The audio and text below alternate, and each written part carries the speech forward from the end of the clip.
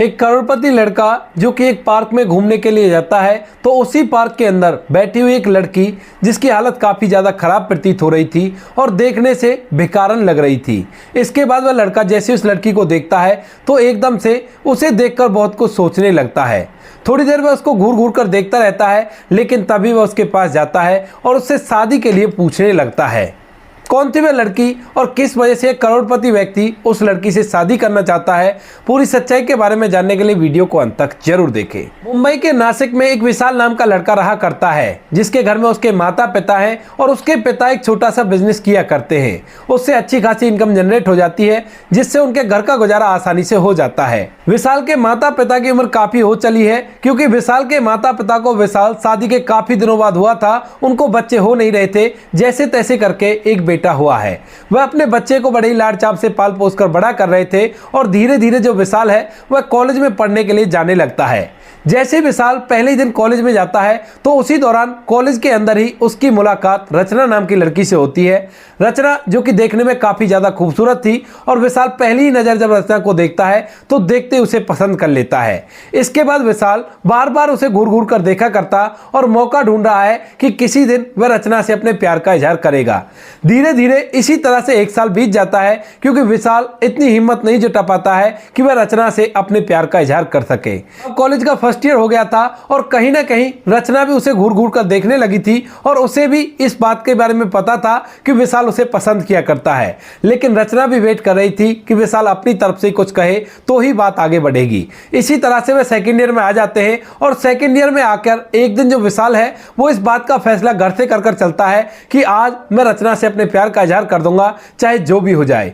यही सोचकर वह कॉलेज जाता है, लेकिन कॉलेज जाने के बाद जब इधर उधर ढूंढता है तो उसे रचना कहीं पर भी दिखाई नहीं देती और यह बात देखकर वह थोड़ा सा मायूस हो जाता है।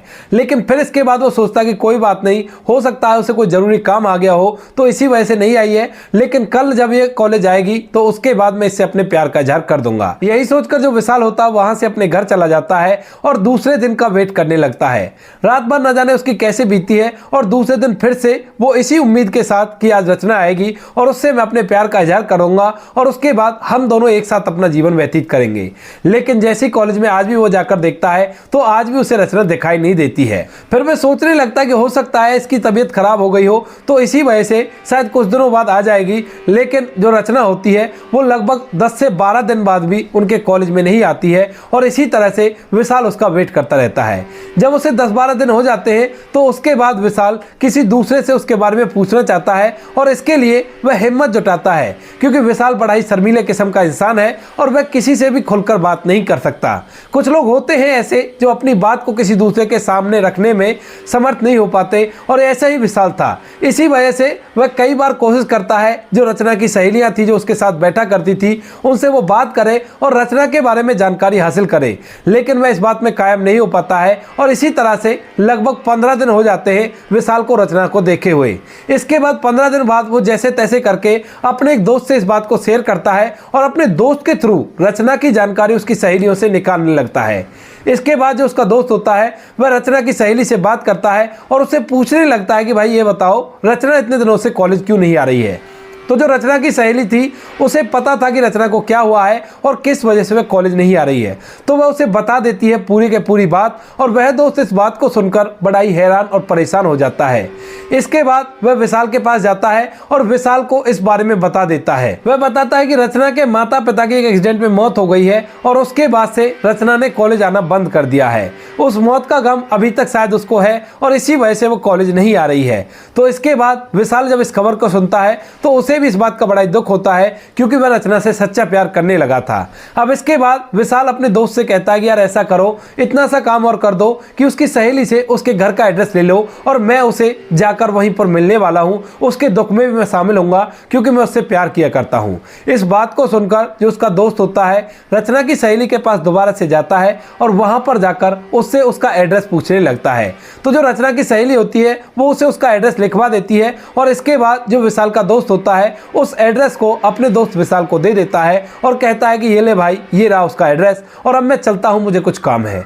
ऐसा कहकर उसका दोस्त तो वहां से चला गया था, लेकिन अब जो विशाल था उसके सामने एक और चुनौती थी कि वह रचना के घर जाए और घर जाने के बाद उसके दुख में शामिल हो। यही सोचकर विशाल अपने घर से निकल जाता है और धीरे धीरे रचना के एड्रेस पर पहुंच जाता है। लेकिन वहां जाने के बाद जिस घर का वो एड्रेस था उस घर पर वह ताला लगा हुआ देखता है और यह बात उसे और भी ज्यादा कंफ्यूज कर देती है।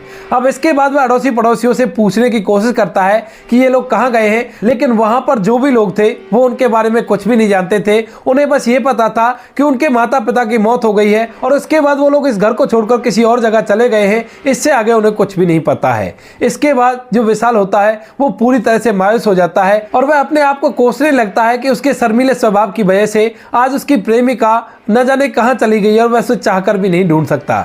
इसी वजह से वह बार बार अपने आप को कोसा करता है और कॉलेज की पढ़ाई को करता रहता है। धीरे धीरे उसकी कॉलेज की पढ़ाई कंप्लीट हो जाती है, लेकिन अब तक भी रचना लौटकर उस कॉलेज में नहीं आई थी पढ़ाई करने के लिए और यह बात अंदर ही अंदर जो विशाल है उसको कचोटा करती है और वह सोचा करता है कि मेरी प्रेमिका न जाने कहां होगी और मैंने उसे पूरी तरह से खो दिया है। जब कॉलेज की पढ़ाई कंप्लीट हो जाती है तो उसके माता पिता उससे शादी के लिए कहने लगते हैं, लेकिन विशाल के दिमाग में अब तक भी रचना बसा करती थी तो वह घर वालों से साफ साफ मना कर देता है और कहता है कि मुझे अभी शादी नहीं करनी, जब जरूरत होगी तो मैं शादी कर लूंगा।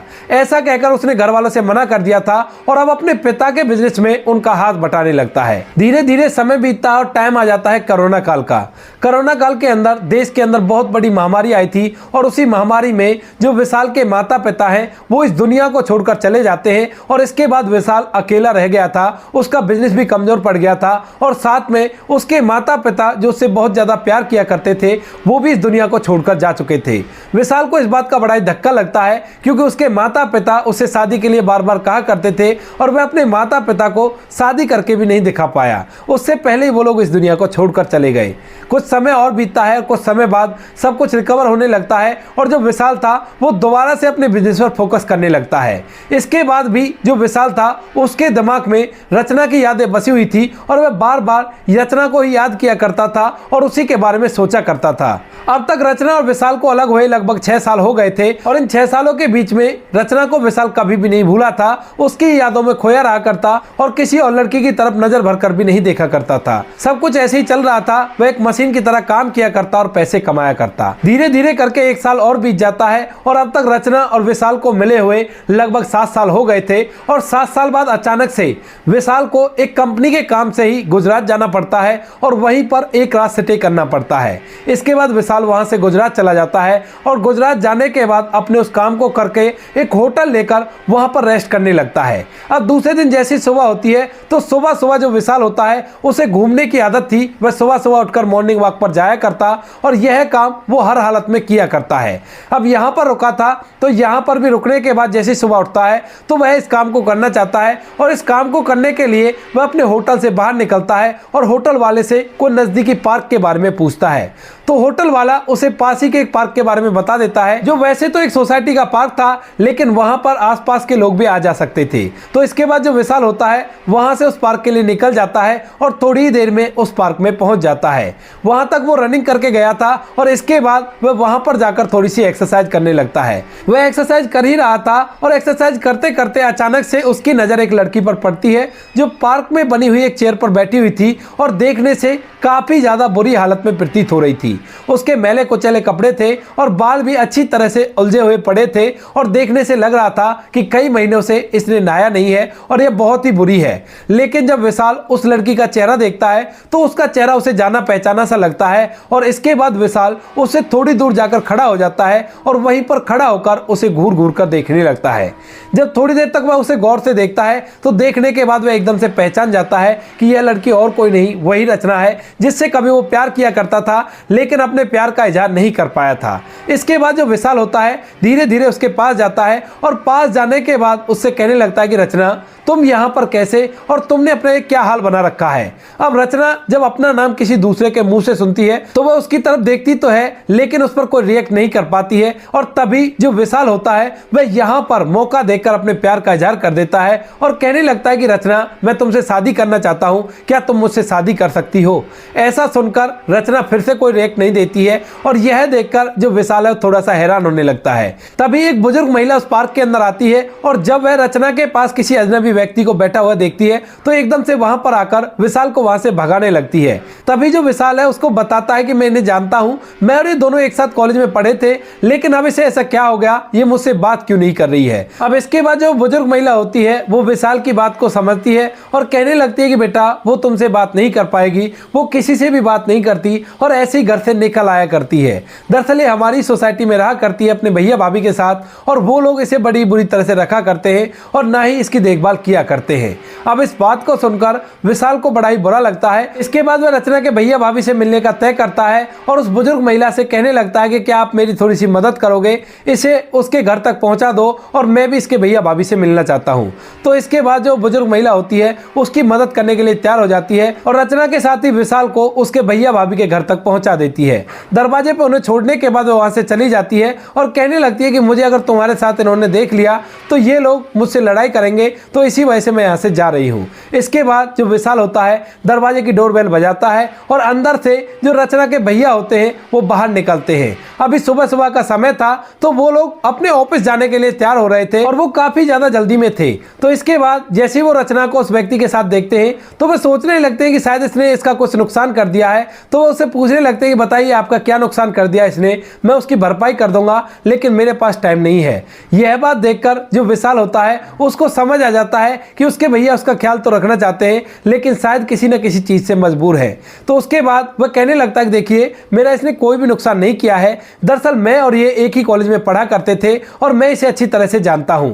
आप ये बताओ कि इसकी ऐसी हालत कैसे हो गई और क्या आपने कहीं पर इलाज कराया या नहीं कराया। तो उसके बाद जो उसके भैया भाभी होते हैं इस बात को समझ जाते हैं कि उसे पहले से जाना करता है, तो उसे घर के अंदर बुलाते हैं। घर के अंदर बुलाने के बाद दोनों पति पत्नी उसके सामने बैठते हैं और बैठने के बाद पूरी कहानी विशाल के सामने बताने लगते हैं। कहते हैं कि जब ये सेकंड ईयर में थी तो उसी दौरान अचानक से एक एक्सीडेंट में माता पिता की मौत हो गई और ये सदमा रचना बिल्कुल भी बर्दाश्त नहीं कर पाई। उसके बाद से इसके स्वभाव में काफी ज्यादा चेंजिंग आने लगी थी और जैसे जैसे माता पिता को मरे हुए 10 से 15 दिन हुए थे तो उसी दौरान उसकी तबीयत काफी ज्यादा खराब रहने लगी। अब स्टार्टिंग में डॉक्टर साहब को हमने जब दिखाया तो उन्होंने कहा कि कुछ दिन लगेंगे इस सदमे से बाहर आने के लिए और ये अपने आप ही ठीक हो जाएगी, आपको दवाई गोलियों की कोई भी जरूरत नहीं है। और साथ में डॉक्टर साहब ने कहा भी था कि अगर आप ये शहर छोड़ देते हो तो इसकी सेहत बहुत ही जल्दी सही हो जाएगी और आप इसे लेकर किसी और शहर में चले जाओ। तो इसी वजह से हम लोग उस घर को छोड़कर यहाँ पर गुजरात में हमारे पिताजी ने पहले एक फ्लैट ले रखा था, उसी के अंदर रहा करते हैं और यहीं पर इसको अपने साथ रख रहे हैं। लेकिन जैसे धीरे धीरे समय बीतता है तो समय के साथ साथ इसकी हालत भी खराब होती है और साथ में हमारी हालत भी खराब होने लगती है। हमारी जो कमाई के साधन थे वो पूरी तरह से ठप होने लगते हैं और अब हमारे पास ज्यादा पैसा नहीं था। हम दोनों पति पत्नी नौकरी किया करते हैं और नौकरी करने के बाद बस इसको पाल ही रहे हैं। अब इससे कोई शादी करने के लिए भी तैयार नहीं है। कई लोगों से मैंने बात की थी कि कोई इससे शादी कर ले और इसे अपने साथ ले जाए, लेकिन सभी लोग इसकी हालत को देखकर इसे शादी करने से मना कर देते हैं। जब यह सब कुछ विशाल सुनता है तो उसकी आंखें पूरी तरह से नम हो जाती हैं और इसके बाद विशाल अपने बारे में अपनी पूरी कहानी उन दोनों को सुनाता है और कहता है कि मैं इससे प्यार किया करता था और जिस दिन ये कॉलेज नहीं गई उसी दिन मैं इससे अपने प्यार का इजहार करना चाहता था। रचना भी मुझसे प्यार करती थी लेकिन हम दोनों ने एक दूसरे से अपनी भावनाएं व्यक्त नहीं की थी। तो अगर आपको आपत्ति ना हो तो मैं इस लड़की से शादी करना चाहता हूं।